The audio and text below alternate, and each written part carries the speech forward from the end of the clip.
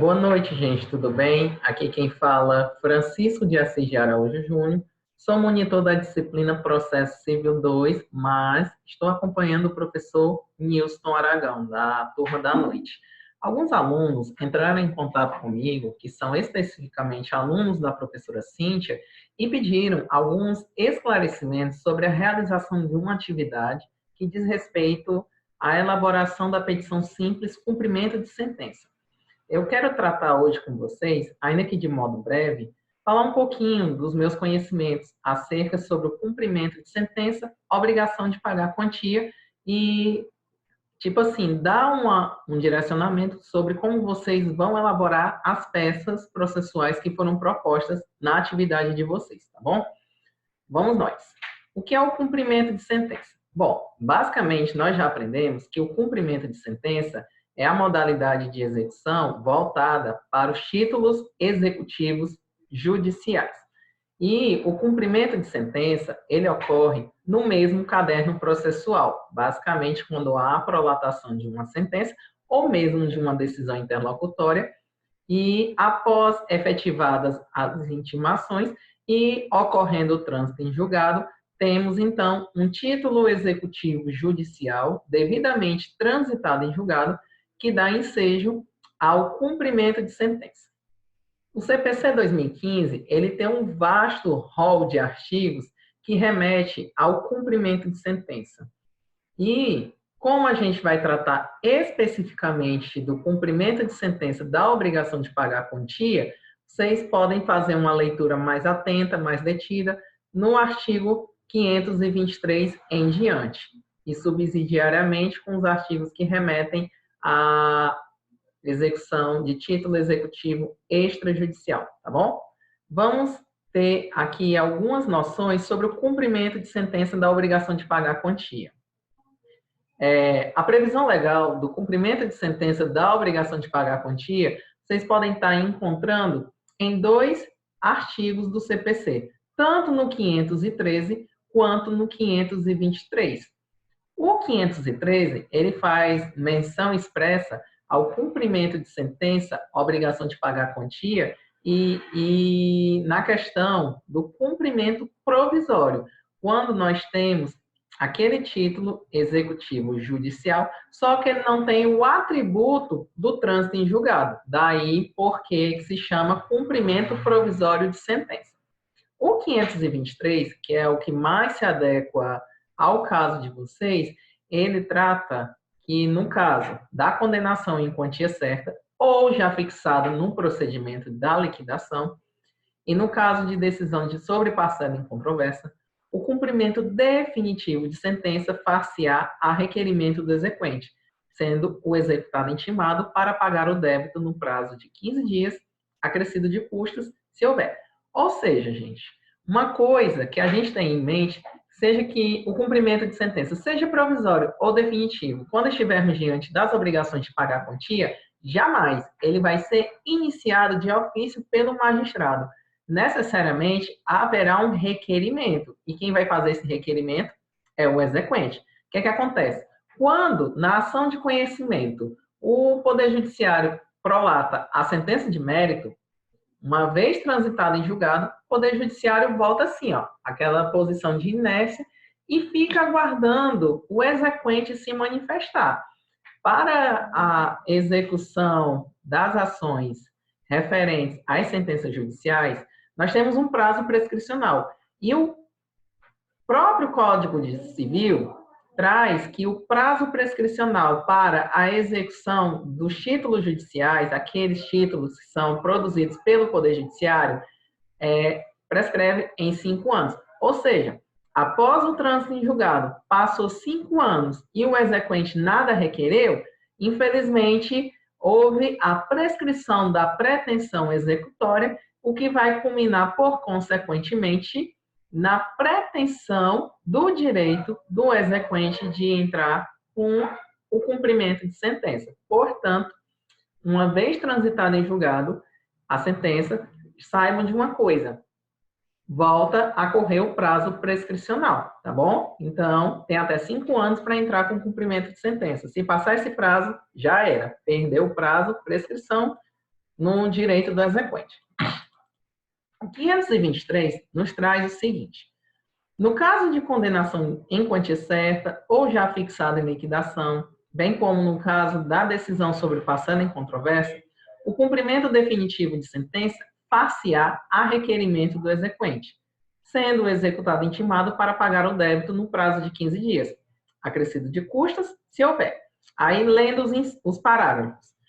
Parágrafo 1º. Não ocorrendo pagamento voluntário no prazo do CAPT, o débito será acrescido de multa de 10% e também de honorários de advogado de 10%. Ou seja, vai haver uma dupla incidência de 10%. 10% relativo aos honorários advocatícios e 10% referente à multa. Não é 20%, tá? É 10% de honorários e 10% de multa, que são dois valores bem distintos. Porque a multa pertence ao exequente e os honorários, obviamente, são devidos ao advogado.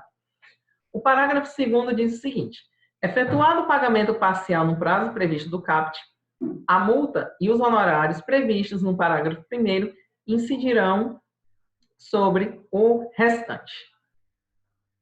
Ou seja, se porventura o executado está devendo 10 mil reais e ele só paga 5 mil no curso da execução, então essa incidência da multa e dos honorários advocatícios irão incidir somente sobre o restante, tendo em vista que ele já pagou 5 mil, certo? Não efetuado tempestivamente o pagamento voluntário, será expedido desde logo mandado de penhora e avaliação, seguindo-se os atos de expropriação. Assim que o juiz determina a intimação do executado para o pagamento voluntário, é comum no Poder Judiciário já ser condicionado a ordem de penhora e avaliação de bens quando expirado o prazo para o pagamento voluntário. O juiz faz tudo isso num único ato através do proferimento de uma decisão interlocutória. Então, vou apresentar aqui para vocês como é que funciona o esquema básico da execução, cumprimento de sentença de obrigação de pagar quantia. Basicamente, nós temos uma sentença condenatória que, após o trânsito em julgado, o Poder Judiciário retorna ao seu estado de inércia, sendo necessário haver uma nova provocação do exequente nesse sentido. Nós temos um título executivo judicial que foi produzido na ação de conhecimento e, para entrar com cumprimento de sentença, basta protocolizar um requerimento do exequente, que é feito através de uma petição simples. Uma vez protocolizada essa petição, que é feita nos mesmos autos, isso é decorrência do sincretismo processual, o juiz vai exercer o juízo de admissibilidade. Na obrigação de pagar a quantia, necessariamente, além da petição simples, além do título executivo judicial, necessariamente o exequente terá que acostar uma memória de cálculo constando o valor do débito devidamente atualizado. Se não ingressar essa planilha de cálculo, o juiz vai conferir um prazo para que o exequente promova o que a gente conhece muito bem, a emenda à petição inicial, que é o regramento aplicado especificamente para esse caso. Caso o exequente não promova a emenda dessa sua petição simples no prazo que for concedido pelo juiz, que é a aplicação do mesmo modo que a da emenda inicial, 15 dias úteis, nesse caso, em deferimento liminar. Aí vai ter que começar tudo de novo e, se duvidar, talvez o juiz nem deixe começar mais. Quem indeferiu a liminar gera coisa julgada e, então, pode até correr o risco de perder o direito de entrar com a nova ação de cumprimento de sentença, tá bom? Mas vamos partir do pressuposto de que o exequente entrou com a execução bem bonitinha, a petição simples, o título está bonitinho e a planilha de cálculo foi apresentada. Então, o juiz exerce o juízo de admissibilidade, recebe a petição simples e faz a seguinte determinação. A intimação, lembrem bem, aqui o executado não vai ser citado novamente, ele vai ser intimado, que é decorrência do processo sincrético, tá? Duas fases bem distintas, a fase de conhecimento e a fase de execução. Se haverá necessidade de apuração de valores, entre estas duas fases teremos a liquidação. Mas dando continuidade. A providência básica do juiz é essa. recebe a petição simples, determina a intimação do executado. Para quê? Para que ele promova o pagamento voluntário no prazo de 15 dias, bem como, transcorrido esse prazo de 15 dias, apresente a sua defesa, que é a impugnação. Cabe salientar que, expirado o prazo para o pagamento, nós vamos ter acrescido ao valor da execução a incidência de 10% de multa e a incidência de 10% referente aos honorários advocatícios. E, expirado esse prazo de 15 dias, nada impede que o magistrado já comece a aplicar atos executórios, notadamente a penhora. Por isso que no mandado de intimação do executado já deve constar a ordem quanto à realização do ato de penhora e avaliação de bens, porque expirado o prazo dos 15 dias, por questões mesmo de economia processual, o oficial de justiça já pode começar a efetivar a prática dos atos executórios, notadamente a penhora. Desculpa, gente. O 524 diz o seguinte: o requerimento previsto no artigo 523, a petição simples da obrigação de pagar quantia, cumprimento de sentença, será instruído com demonstrativo discriminado e atualizado do crédito, devendo a petição conter o nome completo, o número de inscrição no CPF, no CNPJ, CPF para pessoas físicas e CNPJ para pessoas jurídicas, tanto do exequente quanto do executado, observando o regramento específico do artigo 319, parágrafo 1º ao 3º, que são referentes à petição inicial. Ademais, tem que ter o índice de correção monetária adotado, os juros aplicados e as respectivas taxas, o termo inicial e o termo final dos juros e das correções monetárias que foram utilizados, a periodicidade da capitalização dos juros, se for o caso, e a especificação dos eventuais descontos obrigatórios realizados e a indicação dos bens passíveis de penhora, sempre que possível.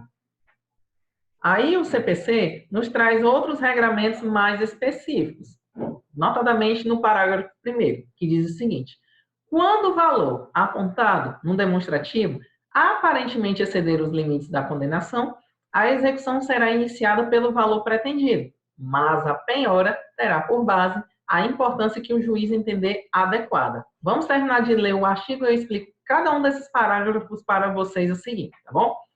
O parágrafo 2º diz o seguinte: para a verificação dos cálculos, o juiz poderá valer-se do contabilista do juízo, que terá o prazo máximo de 30 dias para efetuá-la, exceto se outro lhe for determinado. Quando a elaboração do demonstrativo depender de dados em poder de terceiros ou do executado, o juiz poderá requisitá-los sob combinação do crime de desobediência. Parágrafo 4º. Quando a complementação do demonstrativo depender de dados em poder do executado, o juiz poderá, a requerimento do exequente, requisitá-los, fixando o prazo de até 30 dias para o cumprimento da diligência. E o parágrafo 5º, se os dados adicionais a que se refere o parágrafo 4º não forem apresentados pelo executado, sem justificativa no prazo designado, reputar-se-ão corretos os cálculos apresentados pelo exequente apenas com base nos dados que dispõe. Agora vamos à explicação desses parágrafos. O parágrafo 1º, basicamente, diz o seguinte, coloquei até um exemplo aqui. Pronto. Nós temos aqui o valor da condenação, que é aquele fixado na sentença, foi de R$10.000. O exequente foi fazer a sua planilha de cálculo e encontrou um valor mirabolante, R$100 milhões. Opa, aqui tem algum erro, mas o exequente tem que apresentar a planilha e ele vai dizer, não, juiz, está devidamente atualizado, eu posso executar. Tudo bem. Olhe, exequente, é o seguinte, você pode até entrar com cumprimento de sentença, eu vou aceitar, mas se eu determinar a ordem de penhora, a ordem que eu vou dar é que seja feito com o valor que eu entenda adequado a esse caso. E nessa situação específica, eu entendo como correto o valor de R$10.000. Portanto, se porventura eu vier a determinar a realização de algum ato de penhora no curso do processo da execução, aqui no cumprimento de sentença, eu determinarei com base nos R$10.000 e não com base nos 100 milhões que você produziu aqui na sua memória de cálculo. Isso aqui, gente, é o que nós chamamos de controle cautelar sobre o valor pretendido na execução. Mas, claro, mediante impugnação, o executado pode questionar isso aqui, alegando, inclusive, uma tese de defesa que a gente já sabe muito bem. É a questão do excesso de execução. Mas, para que o exequente não tenha o seu direito restringido por conta dessa falha, ele pode até entrar com cumprimento de sentença, mas o valor a ser atribuído pela penhora vai ser o valor que o juiz entender como correto, adequado, que não venha a caracterizar o famoso excesso de execução. Mas, claro, isso vai ser questionado, debatido no curso da execução, notadamente na impugnação cumprimento de sentença. E se restar comprovado que, de fato, o valor apresentado pelo exequente é o correto, aí poderá haver uma complementação na penhora, sem problema algum, certo? Voltando aqui para o parágrafo 1º, nós já superamos. O parágrafo 2º basicamente diz que, diante dessa situação mirabolante, que eu acabei de demonstrar para vocês, é possível o juiz valer-se do contabilista do juiz. Ou seja, ele designa um contador, um perito, e esse perito vai fazer a apuração dos cálculos e vai dizer se realmente o valor apurado pelo exequente está correto ou não, caso ele tenha fundada dúvida nesse sentido. Obviamente, vai ser proferida uma decisão interlocutória bem fundamentada e esse contabilista do juiz tem até 30 dias para apresentar esse demonstrativo de cálculo, ou outro prazo que o juiz, porventura, lhe venha a conceder, a depender da complexidade da elaboração da metodologia de cálculo, empregada lá na determinação da sentença de mérito, certo? Aí entrega essa planilha de cálculo, o juiz vai fazer a ponderação e vai decidir quem de fato tem razão, se é o exequente ou se é o perito, no caso o contador. Aí o valor que ele entender como correto é o valor que será levado em conta na questão da execução e na aplicação dos atos executórios. Notadamente, caso o exequente discorde, ele poderá interpor recurso nesse sentido. E o recurso cabível para essa situação específica é o nosso famoso agravo de instrumento. Percebam que no curso da execução, notadamente quando for aplicada qualquer coisa ser proferida por decisão interlocutória, aquela parte que se sentir insatisfeita poderá impetrar o agravo de instrumento. Aí, nesse caso, esse agravo de instrumento é uma peça recursal, não vai ser analisada pelo juiz da execução, mas pelo colegiado do segundo grau. E o processo necessariamente vai para o Tribunal de Justiça até resolver a questão do agravo de instrumento. É por isso que, muitas vezes, o agravo de instrumento é a peça recursal que é tida como a vilã nas ações de execução, justamente porque, de fato, questão mesmo da burocracia, que não pode ser apreciada pelo juiz da execução, tem que ir lá para o colegiado, e até que o colegiado veja esse agravo de instrumento, ó, tem chão, demora mesmo.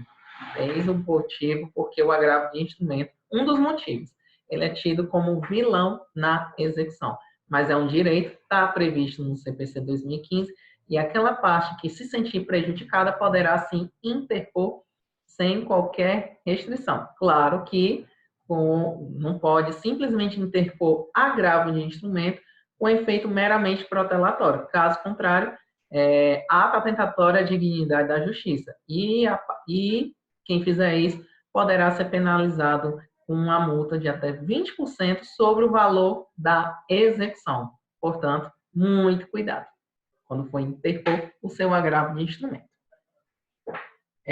Os parágrafos 3º e 4º basicamente dizem que a questão da elaboração da planilha de cálculo depender de informações que não estejam em poder do exequente, mas que estejam ou em poder de terceiros ou do próprio executado. Aí, nesse caso, antes de ingressar mesmo com o cumprimento de sentença, o exequente peticiona nos autos, pedindo para que o juiz determine a intimação de quem detenha a posse dessas informações, seja um terceiro, seja o próprio executado. E aí, o juiz vai conferir um prazo, e esse prazo está previsto em lei, para que ou o executado ou o terceiro apresente essas informações, disponibilize nos autos, para que o exequente possa elaborar seu demonstrativo de cálculo para, em seguida, dar início ao cumprimento de sentença. Isso aqui, gente, remete muito àquele instituto processual que vocês aprenderam lá no processo de conhecimento. Lembram da prova diabólica? Pois é, os parágrafos 3º e 4º remetem exatamente ao instituto da prova diabólica, que é aquela de difícil obtenção, que necessita da colaboração da outra parte para que ela possa ser produzida. E caso o terceiro ou o executado não apresente o demonstrativo de cálculo, aí quer dizer que o exequente nunca vai poder entrar com cumprimento de sentença? De jeito nenhum. Ele vai fazer a planilha de débitos com os dados que ele tiver. E se tiverem sido intimados ou o terceiro ou o executado e eles descumpriram a ordem do magistrado, então o exequente faz a planilha de acordo com os dados que ele tiver e essa planilha será considerada aceita e poderá ser imputada a quem desobedeceu o comando judicial o crime de desobediência, a ser apurado em processo criminal mediante o oferecimento de denúncia pelo Ministério Público. Mas aqui já escapa do objeto do nosso vídeo, tá bom? Fica para uma outra oportunidade. Em relação ao demonstrativo de cálculo, basicamente, o CPC 2015 ele faz muita referência na obrigação de pagar quantia, tanto no 523 quanto no 524. Por quê? O exequente tem que apresentar ele na sua petição simples e o executado também terá que apresentar o demonstrativo de cálculo na sua impugnação. E, basicamente, essa memória de cálculo deverá constar um índice de correção monetária, pode ser um indexador, pode ser a taxa referencial, a taxa Selic, o INPC, ou outro indexador que tiver sido fixado pelo magistrado. Vai haver a incidência de juros e respectivas taxas? Está lá na sentença judicial, ela tem que dizer isso. Qual vai ser o termo inicial e o termo final da incidência dos juros e da correção monetária? Geralmente, quando há condenação na obrigação de pagar a quantia, o termo inicial começa a partir da data da citação na ação de conhecimento e vai até o momento em que o exequente entrar com cumprimento de sentença. Daí o termo inicial e o termo final da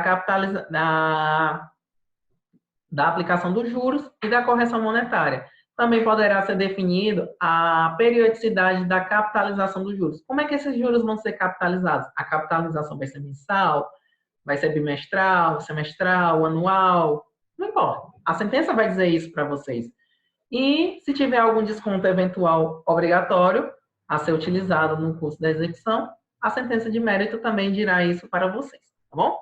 E se essa memória de cálculo exceder os limites da execução, há uma boa tese de defesa para o executado alegar na sua impugnação o excesso de execução. Mas, para ele alegar isso, obrigatoriamente, ele também deverá apresentar um demonstrativo de cálculo com o valor do débito que ele entende como correto, que, de fato, ele deve.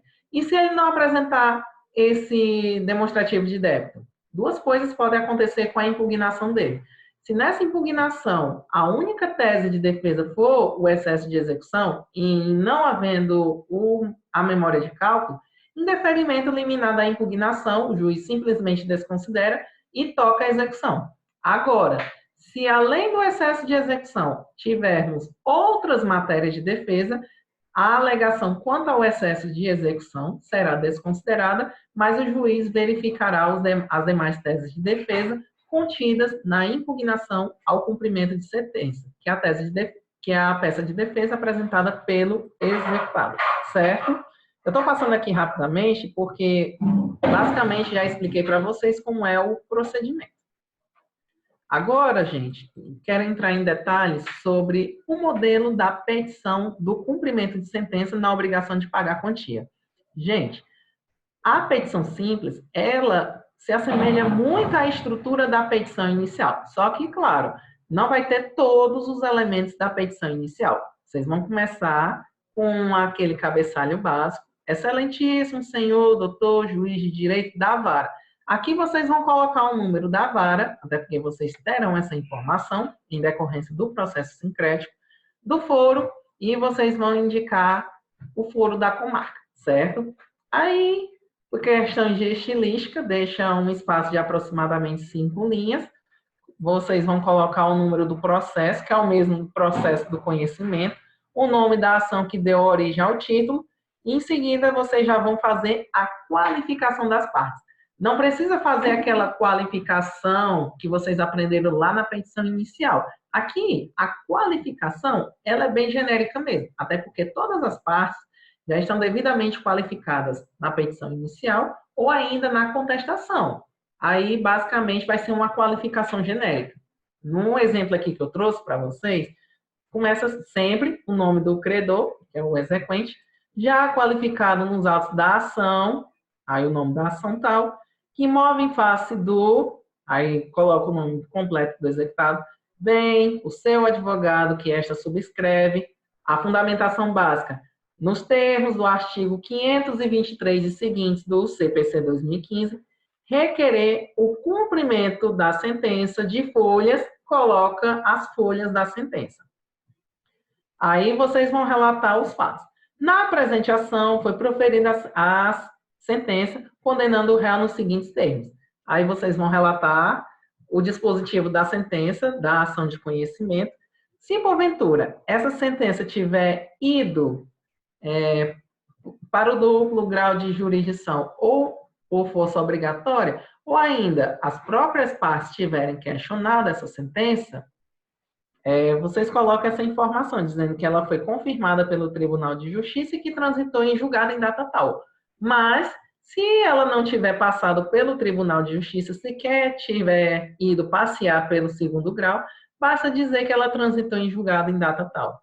Aí vocês vão colocar uma fundamentação mais robusta, mais detalhada, seguindo aquela estruturação da elaboração da petição inicial, a famosa regra do sanduíche, seguindo de comentário, fundamentação, comentário.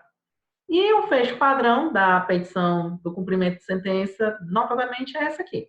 Desta forma, considerando a memória de cálculo anexa, elaborada de acordo com os parâmetros do artigo 524 do CPC 2015, é a presente para requerer a intimação do executado na pessoa do seu advogado para pagar a quantia no valor, coloca o valor que vocês calcularam num demonstrativo de cálculo, no prazo de 15 dias, que é o prazo conferido pela lei, para que ele faça o pagamento. Sob pena da incidência da multa de 10% e honorários advocatícios de 10%, nos termos do artigo 523 do CPC 2015. Aí fez padrão, termos em que pede e espera deferimento, local e data, nome do advogado, número da OAB/seccional. Ou seja, gente, é uma petição simples. Vai haver atribuição de valor da causa? Não, porque nós estamos dando continuidade ao processo de conhecimento, só que agora nós estamos na fase de execução. Então, não haverá necessidade de atribuir um novo valor da causa, a não ser que seja execução de título executivo extrajudicial. Aí, necessariamente, será feito no formato petição inicial e, nesse caso, vocês irão atribuir um valor da causa, seguindo o regramento básico da elaboração da petição inicial. Aqui também segue o regramento básico da elaboração da petição inicial. Mas como vocês estão vendo aqui a estruturação, deixa eu só subir aqui novamente, vocês estão vendo, ó, é bem simplesinho, não é algo mirabolante, difícil de ser elaborado. Basta fazer uma pesquisazinha, utilizar a fundamentação básica que dá tudo certo. Certo? Ok? Um checklist que eu acho interessante vocês analisarem, que é de suma importância em algumas situações, constar na petição simples de requerimento do cumprimento de sentença. A petição deve seguir o regramento do artigo 524, observando-se o disposto no artigo 319, parágrafo 1º ao 3º do CPC 2015. Esse 319 é o regramento da petição inicial. Subsidiariamente, será aplicado o 319 aqui, sem problema algum. Os parâmetros utilizados para o cálculo da quantia executada. Está no 524 e os incisos coloco aqui para vocês. A indicação de bens passíveis de penhora, sempre que possível. Está no 524, inciso 7. Tomem apenas cuidado com o rol contido lá no artigo 833 do CPC, que trata do Instituto das impenhorabilidades. Nesse artigo específico, o 833, tem um rol normativo de bens que não vão sofrer a incidência da penhora. Aí vocês dão uma lida no artigo específico e verificam quais os bens podem ser penhorados e quais os bens jamais poderão sofrer a incidência da penhora. Aí vocês vão requerer a intimação dos sujeitos indicados no artigo 799, cumulado com 804 e 809. Se a pessoa for casada, por exemplo, necessariamente haverá a formação do litisconsórcio passivo necessário. E o cônjuge também deverá ser intimado no bojo da execução. Se não for intimado e vier a sofrer a prática de atos executórios, nulidade, porque é litisconsórcio passivo necessário. Se não foi oportunizado ao cônjuge ser intimado para se manifestar, para que ele pudesse também exercer o seu direito de contraditória e ampla defesa, logo é cabível aqui, nessa situação específica, a questão da nulidade do ato processual, devendo este ser refeito. Se for o caso da antecipação de algumas medidas executórias, lembrar dos requisitos para a concessão das tutelas antecipadas, o fumus boni iuris e o periculo in mora. Esses são os requisitos que vocês deverão demonstrar aqui na petição simples do cumprimento de sentença. Se o juiz acatar, haverá a antecipação dos atos executórios sem problema algum. Se não, vocês vão ter que aguardar a expiração do prazo para o pagamento voluntário pelo executado, para que as medidas executórias comecem a incidir sobre o próprio executado. A questão da incidência das medidas urgentes, nos moldes do 799, o requerimento da extração da certidão para fingir a averbação no registro público, para quê?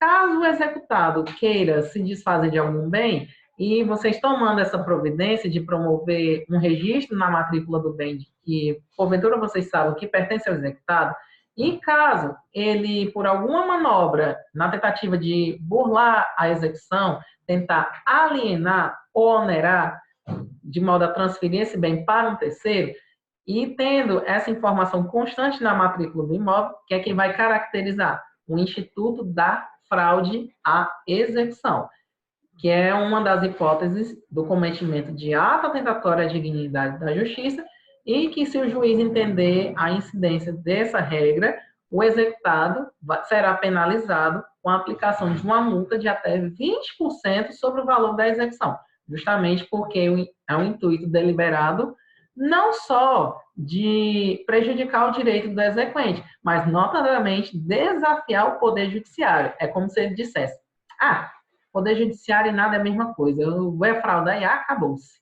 Aí, nesse caso, tem a penalização pelo cometimento do ato atentatório à dignidade da justiça, na modalidade fraude à execução para essa situação específica. Obviamente, se for o rol daqueles títulos que seguem a sistemática do processo de execução, são 4 títulos específicos. A sentença penal condenatória, transitada em julgado, a sentença arbitral, a decisão interlocutória estrangeira após a concessão do exequatur à carta rogatória pelo STJ e a sentença estrangeira após a homologação também pelo STJ. Para esses 4 títulos executivos judiciais, eles não vão seguir o rito do cumprimento de sentença, mas seguirão o rito do processo autônomo de execução, porque eles são provenientes de uma outra jurisdição diversa da jurisdição civil. Aí, necessariamente, será aplicado a regra do processo autônomo de execução, mas haverá a sistematicidade com as regras do cumprimento de sentença. O prazo de 15 dias para o pagamento voluntário e 15 dias para a apresentação da defesa, da impugnação, mantendo-se dessa forma o sincretismo processual na medida do possível, tá bom? O demonstrativo do débito devidamente atualizado, que eu já expliquei para vocês. Se for algo que dependa da verificação da ocorrência de um termo ou de extinção de algum encargo, necessariamente tem que ser comprovado aqui também. O adimplemento da contraprestação para não ocorrer aquela alegação do exceptio non adplant contractus, para o executado não poder alegar isso, juiz, eu não paguei porque não cumpriu a parte dele. Aí o exequente está aqui, juiz, eu cumpri sim a minha parte, agora execute ele. Pedido de saneamento em caso de defeito, na própria peça mesmo, que é o que a gente entende por emenda à petição inicial, e vocês podem fazer pedidos adicionais, que são as medidas executórias. Notadamente, o registro da averbação no registro público para a caracterização da fraude de execução, poderão requerer também o protesto da sentença, a inclusão no nome do executado em cadastro de inadimplentes, a retenção de documentos, ou seja, a aplicação de medidas executórias tem um vasto rol, um vasto leque de aplicação. Poderão pedir também a penhora, através dos sistemas informatizados do Poder Judiciário, notadamente o Bacenjude, o Infojude, o Renajude, dentre outros. Então, está aqui o esqueminha completo que vocês podem acrescentar no trabalho de vocês na petição simples de cumprimento de sentença. E a procuração do advogado. A procuração do advogado, meus amigos, ele tem um regramento específico aqui no CPC 2015, aqui no artigo 105. Basicamente, o artigo 105 remete à questão da cláusula adjudicia. Eu vou ler aqui rapidamente o artigo. A procuração geral para o foro, outorgada por instrumento público ou particular, assinado pela parte, habilita o advogado a praticar todos os atos do processo, exceto receber citação, confessar, reconhecer a procedência do pedido, transigir, desistir, renunciar ao direito sobre o qual se funda a ação, receber e dar quitação, firmar compromisso e assinar a declaração de hipossuficiência econômica, que devem constar em cláusula específica. Isso tudo que eu falei, que inclusive está aqui no CPC 2015, é o que nós chamamos de cláusula adjudicia, que é a procuração, ela é composta de dois elementos. Tem os poderes gerais, o que o advogado pode fazer no curso do processo, e os poderes específicos, que é esses aqui que são conferidos pela parte. Não é obrigatório a parte conferir poderes específicos. Ela confere se ela quiser, com base na relação de confiança que ela tem com o seu advogado. Mas os poderes gerais obrigatoriamente deverão constar, até porque é o advogado que vai te representar enquanto parte no processo judicial. Seja você esteja no polo ativo, na qualidade de exequente, ou no polo passivo, na qualidade de executado. A estrutura da procuração é bem simples. Nós temos o título, procuração ad judicia et extra. Aí nós temos as partes. O outorgante é aquele que vai outorgar os poderes, é o cliente do advogado. Aí vocês colocam o nome completo, a qualificação dele por completo. E o outorgado, que é o advogado. Aí os poderes gerais, o que o advogado vai fazer no curso do processo. Vocês podem até pesquisar modelos na internet que tem esses modelos assim. Mas tentem elaborar da cabecinha de vocês o que o advogado pode fazer dentro de um processo. E os poderes específicos, caso vocês venham atribuir, o fundamento está aqui no artigo 105. Então, basicamente, esse é o regramento que rege a procuração do advogado. E no final, vai haver o local, a data, a assinatura de ambas as partes. Então, meus amiguinhos, é isso. Finalizada a nossa apresentação sobre como vocês deverão proceder à elaboração do trabalho de vocês no tocante ao cumprimento de sentença, obrigação de pagar quantia. E encerramos, ficamos por aqui.